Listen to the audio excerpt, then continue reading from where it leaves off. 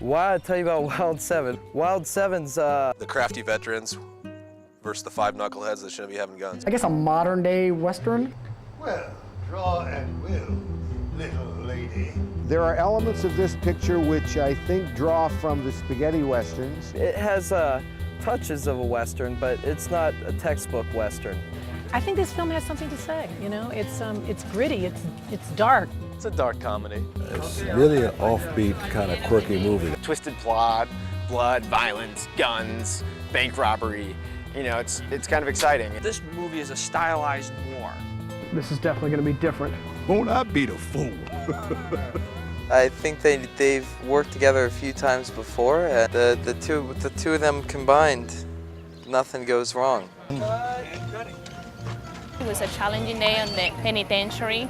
It was extremely hot. It's 125 degrees off the blacktop. The heat's been the worst part about it. It's very hard on the body and the mind. He knows what he wants to do. He's also starring in the film, which is very difficult and very draining. I think the stress that comes with it is what makes it hard, because sometimes I feel like I'm gonna pop. But he has been here every moment of every day. I haven't slept that much, but I feel good. He was just constantly funny, like making little cracks and doing whatever. Well, this week has been night shoots, but we've been shooting in the days, and thank the big guy that you cooled off here the last week or so. I get the chance to talk to him and have plenty of one-on-one, and he's just genuine. This is the first time I've ever worked with any guys who've been around for 30+ years, so I learned a lot from doing that. And this script is interesting. So, you know, script attracts actors, and attracted Robert Loggia and Richard Roundtree and me, and also Lucy Arnaz.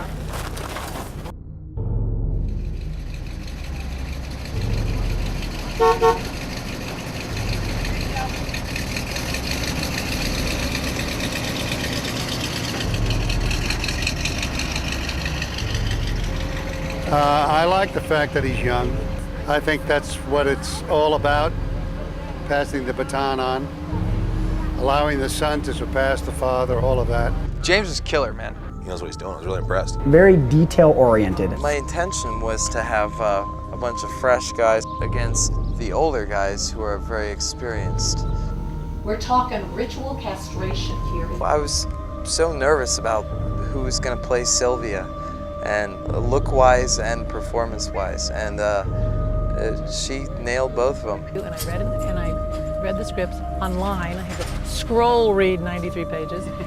And I thought, this is really a very well-written script, and I would be delighted to play that part. Loggia was a trip. Playing such a flamboyant, outrageous, racist son of a gun that you can possibly imagine. And when you play a character like that, there's no stepping back. You've got to go into it full bore. It's not easy on Richard. The Loggia character pushes those buttons. Loggia was playing it a little too hard against Richard Roundtree. Most of the drama happens behind the scenes, not in front of the camera. If you're not very careful, there are moments when you slip out of character and become yourself, and you, whoa. All of a sudden, Lee starts to get angry and starts cussing at Mackie. Things that happen in his past come up for him in this picture. I'm confused because I didn't fucking write that. Lee always can keep his cool. My characters killed 87 people, and it was all racially motivated. It was a tough night. It was a really tough night. We got them. We connected. Yeah, thank you, baby. The script. It always is the script. If it ain't on a page, it ain't on a stage. I write basically from like 1 in the morning to 8 in the morning. And once you start writing the characters start writing themselves. And you know, that leads from scene to scene. Anytime I get an idea, I write it down. So I have like a book of a bunch of scattered notes. Character that I write and will eventually play, there are aspects of me in it. He shows in that movie that he knows how to manipulate time and space, and it's a little bit like the Rashomon storytelling.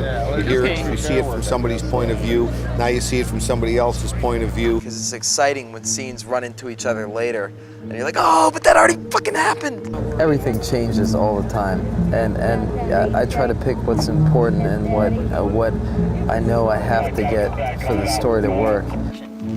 Well, I can see we pissed on a moment. Connor looked like he was just about to go in for the kiss. Yeah, all these guys are so different. That's what makes it so great. Petey's kind of the mom of the group. Once you start writing the characters start writing themselves. I'm the Texan. I'm originally from Mississippi. Philip's an idiot. I cast based on personality. It's ridiculous. That was surreal. And everybody has such different personalities. I'm playing Connor. A little bit different type of role than I'm used to.